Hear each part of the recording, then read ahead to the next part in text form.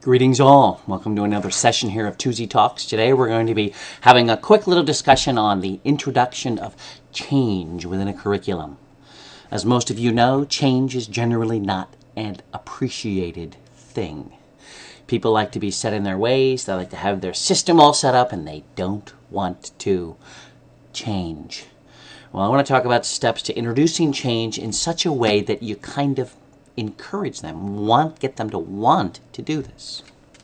This all reminds me of the great story by Samuel Clemens, Mark Twain, and Tom Sawyer convincing everybody to paint the fence. If you remember the story, he had to go out and whitewash the fence. He didn't want to do it, but he convinced all of his friends to come and do it, right? Because it was a good thing. Convinced them that change was good. Okay, so that's the thing that we're going to try to introduce here as far as how to get people to paint the fence and have them believe that it's a good thing. Now, I don't want you to deceive people, obviously. I want you to be honest and truthful. But at the same time, find ways to persuade them to see the truth of the matter. Okay? Curriculum design usually involves change, and it can be a great time or it can be a miserable time, depending on how it's presented and the players involved. Okay, before the actual changes to the curriculum take place, it may be necessary for you to go out and change the minds of some of the stakeholders. So, it might be wise to consider the effect or the impact of the curriculum design changes before you actually go around and do them, right? As the saying goes, you can lead a horse to water, but you can't make him drink. Of course, you can put salt in his food. Okay, you can find ways to try to encourage him to say this is a good thing to do. Now, some of the things that you may want to ask, is the change really necessary? And you may find out change isn't necessary and I'm not going to do it. Okay, again, be honest. If you see that the change is necessary, okay, make sure that it's just enough. Make sure that it's valuable enough to put the time and effort in to make the changes, and that it's not too big that it becomes unbearable. And I have worked with places where they've decided, you know what, we're going to change all of these pieces of the curriculum all at once. And it was a Herculean task. Some of the teachers rebelled. They didn't want to go through all this. Had they done it in smaller increments over longer periods of time, it would have been more acceptable. Right? You are dealing with people and their emotions and their feelings, and you want to work together as a team. So make sure that it's not too big, it's not too small. It's just right.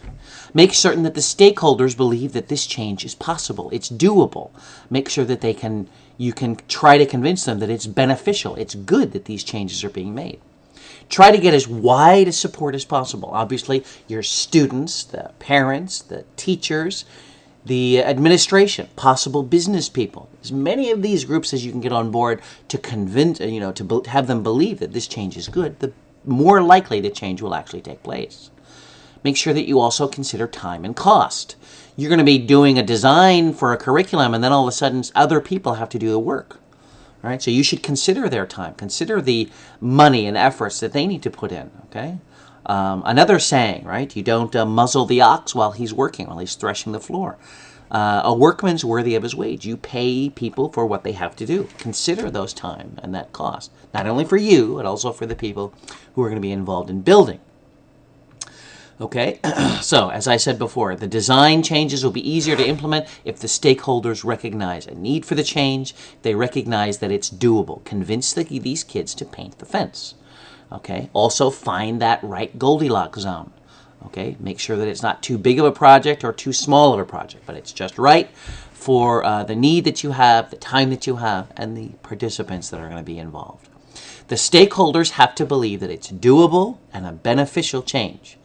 Okay, and make sure that the changes are culturally acceptable. And so you may be in a culture where you, as a teacher, do not do that. You're maybe a new teacher. You don't make these. You have to convince somebody else.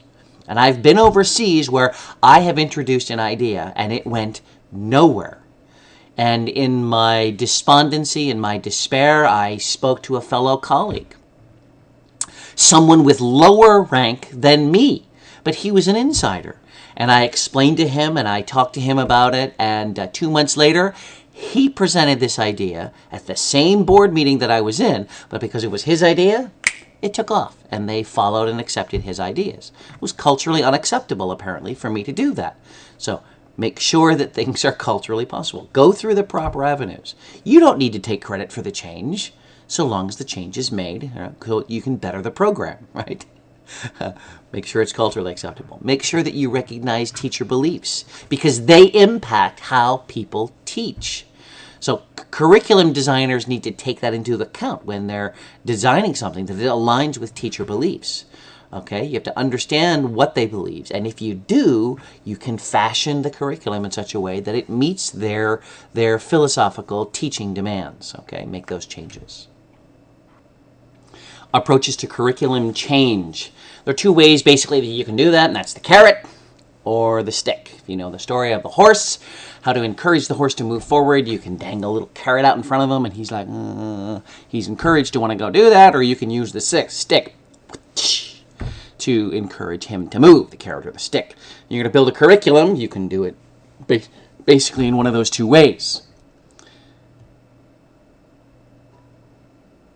Approaches to curriculum change. You can use either the carrot or the stick. Now, if you know the story of the horse and you're trying to get him to move, you can use the dangle a little carrot out here, and he kind of like, he tries to go eat the carrot.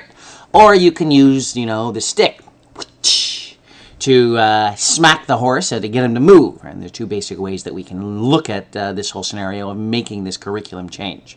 One could be the authoritarian top-down view, where the people at the top say, we're making these changes, and everybody has to acquiesce, whether they like it or not. You could go that route. You could also go and talk to them logically, try to convince them, give them empirical evidence, try to persuade them to accept that particular method. You can be logical. You can also get together and do a discussion and try to understand how they are emotionally and get their emotional side siding with you. Anyway, there are ways that you can try to get people to make changes. I have worked in some places where I was trying to encourage people to use online tools, and try as I may to do the logical approach or the emotional approach, it didn't work. And I couldn't get anyone in the school to change. And I've met other people who said, oh yeah, I got a note from the president of the college, and he said, everybody has to do what I say. And so I implemented the change. That was a top-down. And the change occurred. I'm not saying one is right or one is wrong, but the approach, there are a variety of ways that you can try to do this, to try to convince people to make these changes, provided that, again, you believe that these changes need to be made. Some notes regarding making these changes: ensure that you have good communication. Regardless of the approach that you use, keep those communication lines open, keep them available so that people can understand what's going on. There are some in faculty who they've been teaching for a long time, and they're slower to change because they understand less. They have more questions. They have more trepidations. Be there for them. Support them. Let them know that you'll be able to help them as you go through. Make sure as well that when you're creating these changes in a curriculum, that you define clear objectives, clear procedures, walk through, step through them, so that people understand. People understand what their responsibilities are with this new curriculum or with the development of the curriculum. The more clearly defined things are, with room for changes, minor modifications, the better defined they are, the better it's going to be for those trying to actually implement them. And again, ensure that you're going to have continuing long-term support for those who are going through whatever changes that are going to be.